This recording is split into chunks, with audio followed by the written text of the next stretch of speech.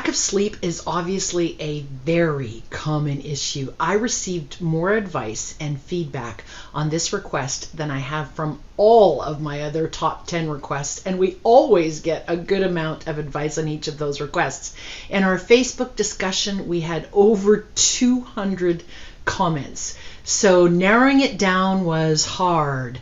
It was also hard to credit each of the suggestions, as many people suggested similar things, but I'll do my best to narrow it down to the top 10 tips for sleep. Now, our first tip came from many sources, but I want to thank Vanessa Neiman from San Diego, California, for talking about limiting caffeine and sugar. Now, Vanessa suggested that we follow her lead and not have anything with sugar in it after 8 p.m., which means no hot chocolate and no snacks, and not to have any caffeine after 3 p.m. Now, you may be thinking that a really good evening snack might be a piece of fruit, but did you know that while apples have no caffeine in them, they do contain 13 grams of natural sugar. Now, those natural sugars provoke a very similar response to caffeine because the vitamins from the apple are released slowly throughout the body, making you feel more awake. Now, what does all that mean? It means don't snack on fruit at night, as it may keep you awake. Another suggestion that was made by many was to stop having any alcohol after 7 p.m. as well. Not only does alcohol have a lot of sugar in it, it does impact the quality of your sleep substantially.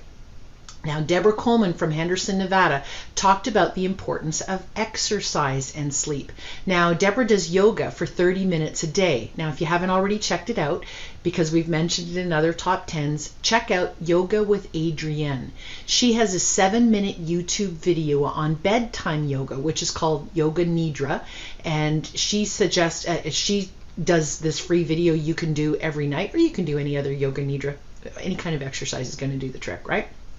Our third tip comes from Sylvia Plester Silk from London, Ontario.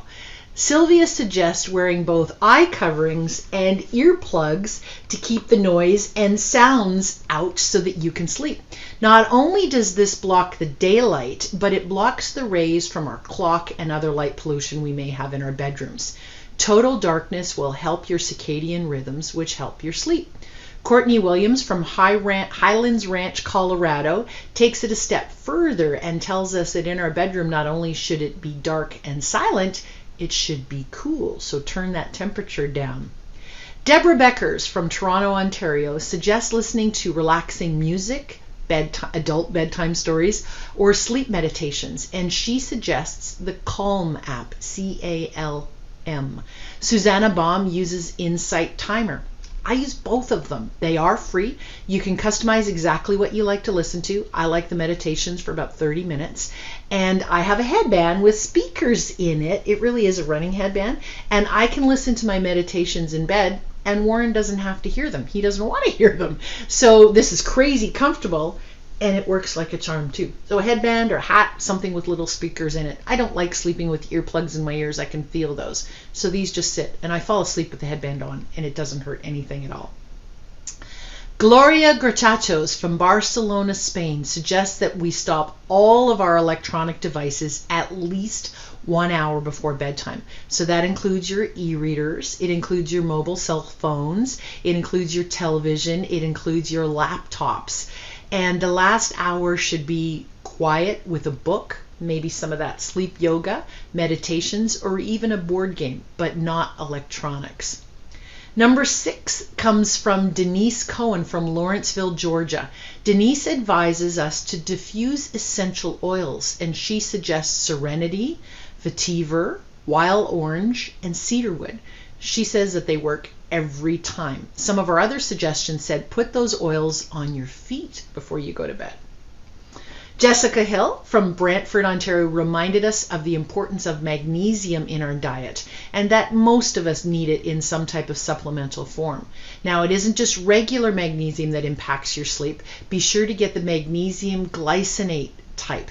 Now, Adele Kahn from Embrun, Ontario, has a spray that she uses that has not only magnesium, but essential oils in it. So 2 tips in 1. Number 8 comes from Janet Stewart from Ottawa, Ontario, and Janet has bought herself a weighted blanket, and she says that it makes all the difference in the world. I also bought a weighted blanket and I love it. There's just something so incredibly soothing about a heavy weight on you while you're sleeping. It's very comforting. Now, I know that it's working really well in the wintertime. I'm not sure how well it's going to work in the summer because it keeps me very warm. But I know that there are many people who have discovered the benefits of a weighted blanket, so you might want to give that one a try. Michelle McAlpine from Hamilton, Ontario read about an interesting trick that she tried. She read that you should remove all of the books from your bedroom except for the one that you were reading, put it on your nightstand. And it's a feng shui habit.